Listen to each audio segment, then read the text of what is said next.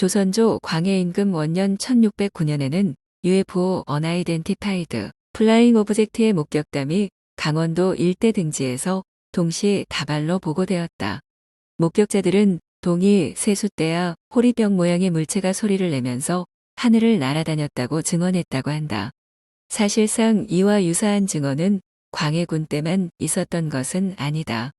조선왕조실록의 중종대 14년에서 15년 사이에도 집중적으로 나타났었고 숙종 27년 장희빈이 사망한 후에도 서울, 부산 등지에서도 여러 차례 나타났다고 전해졌다. 그런데 중종대나 숙종대의 증언들은 대체로 당시 자북국이 현재 캐나다 인근으로 이동하기 앞서 한반도에도 좀 더 가깝던 시절에 극히 드물게 일어났던 오로라의 발광은 아닌가 싶은 묘사들에 좀 더 가깝다. 붉은색이 드문드문 나타나 이리저리 움직였다거나 길게 용과도 같은 긴 흔적을 남겼다거나 특히 붉은 긴 천을 펼쳐 놓은 듯한 것이 하늘을 흘러갔다 등의 묘사는 상당 정도 오로라를 연상시킨다. 태양에서 날아오는 대전 입자 즉 태양풍은 지구에 가까이에 오면 대부분 지구의 자기장 밖으로 흩어지지만 그중 일부가 벤 앨런드에 붙잡혀 북극과 남극으로 모이게 되면 이것이 상층의 대기와 충돌하면서 방전을 일으켜 발광하는 것이 오로라이고 태양 혹은 그와 유사한 어떤 광폭풍이나 폭발이 대기권으로 진입을 하면서 충돌을 하면 그 방전으로 빛을 발광하는 현상인 것이다. 물론 그 10권에서 일어나기 때문에 하늘이 흡사치를과도 같이 맑은 날 대륙원의 기상현상들이 극소할 때에만 볼 수 있는 현상들이다. 참고로 추가로 기재하자면 기원전 이라크에서도 목격된 기록도 있다고 한다. 오로라가 북반구에서 일어나는 경우는 오로라 보리알리스 또는 노던 라이츠, 로마 신화의 새벽의 여신 아우로라 및 그리스어로 북풍을 의미하는 보레아스를 합친 단어로 정착되었는데 갈릴레오가 1619년 명명했다고 한다. 북유럽 신화에서는 여전사 발키리가 하늘을 날아갈 때 그 갑옷이 빛나는 모습이라고 여겼다고 하며 핀란드에서는 전설상의 툴리케투라는 북극 여우의 꼬리에서 생겨난 여우볼이라고 믿는다고도 한다. 그런데 1609년 광해 1년에 강원도에서 발생한 기이한 현상들은 강원 감사가 자세히 보고를 올린 것에 따르면 확실히 그와는 차이가 있다. 광해군 일기 제20권에 기재된 그 보고서에 따르면 음력 8월 25일 강릉에서는 갑자기 위는 뾰족하고 아래쪽은 큰 호리병과도 같은 물건이 하늘에 나타나 마치 땅으로 추락할 듯이 아래로 떨어졌는데 그 색이 매우 붉었고 지나간 곳에는 흰 기운이 생겼으며 물체가 사라진 뒤에는 천둥 같은 소리가 들렸다고 한다.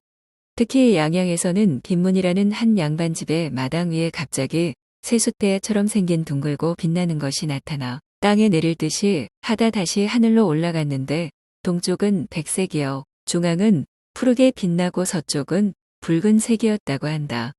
그 세숫대야처럼 생긴 것은 본래 2개가 마치 한 개처럼 나르는 것처럼도 보였고 되올라간 하늘에서 갑자기 가운데가 끊어져 둘로 나뉘더니 한 조각은 동남쪽으로 가다가 연기처럼 사라졌고 한 조각은 마치 배로 만든 방석처럼 공중에서 한참을 떠 있다가 우레 소리를 몇 번 낸 다음 없어졌다고 한다. 당시 김문희가 세숫대야를 굳이 은으로 제작하지 않았다면 대체로 보고한 빛감은 잘 닦아 번쩍대는 노쇠와 은색을 연상시키는 색감과 가장 비슷했을 것으로 방향성을 갖고 움직이며 몇 가지의 다른 색들로 번쩍였다는 것이다. 그 외 그 1에서의 시간 전 강릉부에서 나타났던 것은 호리병과도 같은 형체와는 또 다른 커다란 불같은 질그릇과도 같은 실록에는 큰 동이 모양으로 기록것이 나타났다가 멀리 사라지기도 했는데 대부분의 공통점은 천둥, 북소리, 우레와 같은 소리들이 났다는 것이며 물론 다 같은 날 환한 오전 9시부터 정오를 넘어 대략 3시까지에 걸쳐 작은 구름도 거진 없던 백주의 대낮에 순차적으로 일어난 사건들로 목격된지라 한밤중에 일어난 발광이나 눈의 착각들과는 전혀 다르다는 것이다. 열애, UFO를 한글 키보드로 치면 두성 이응 기재가 없는 열애로 쓰인다. 그렇다면 그 열애인가 UFO인가 오로라인가 후대가 신경전까지 곤두세우고 있는 아무튼 결단코 보고 겪었다고 보고된 현상들에 대한 논란은 잠깐 두고 다른 현상, 즉 기상에 관한 과학담도 잠깐 풀어보자. 2023년 8월 25일 경괌 주위 북마리아나 인근에서 발생한 열대요라는 8월 28일 열대저기압 해교 중국어로 말미잘을 뜻하는 하이쿠이로 명명된 지 단 며칠 만에 열대폭풍으로 발달. 처음에는 앞서 발생한 일명 기자가 명명컨대 사이클론성의 사울라가 중국 동남부 해안을 거쳐 홍콩을 향하여 돌진한 것에 대하여 다소 역진형의 한반도 서쪽으로 영향을 미칠 듯이 꺾이는 듯 보이다 그만 그대로 대륙 서북서로 직진 중국의 동남부 곡창지대에 호우는 물론 대만 전역으로 정전과 100여 명의 부상자를 낳은 뒤 중국 동남부 해안을 들이쳐 큰 피해를 낳고서야 소멸된 사실이다.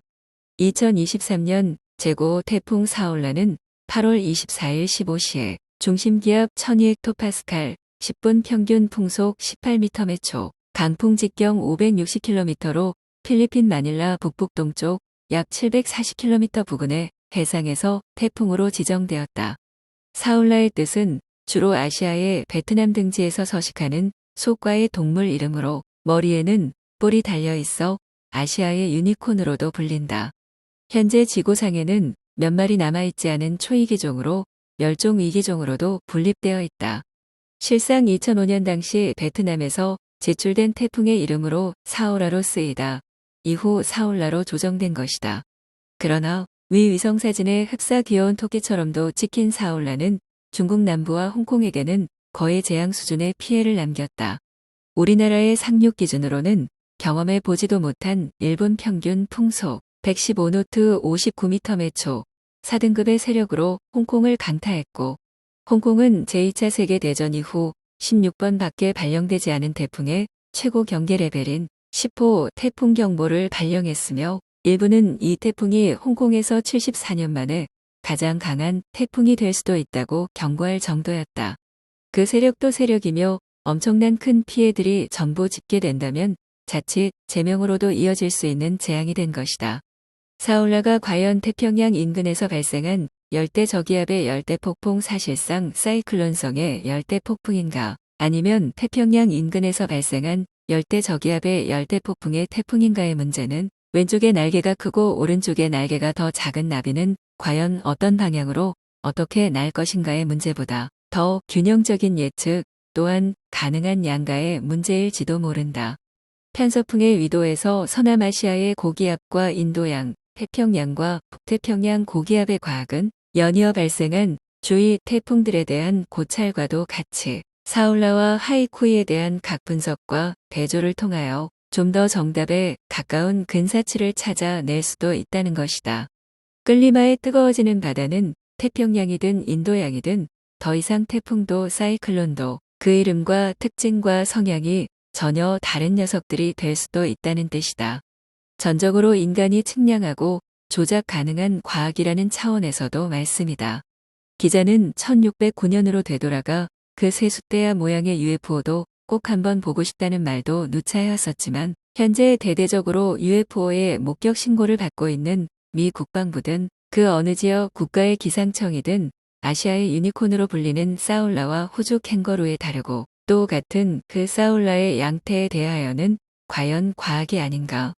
라고 먼저 묻고 있는 것이다. 사이클론과 사이클론성과 태풍의 방향들, 그 날개의 크기들에 대하여도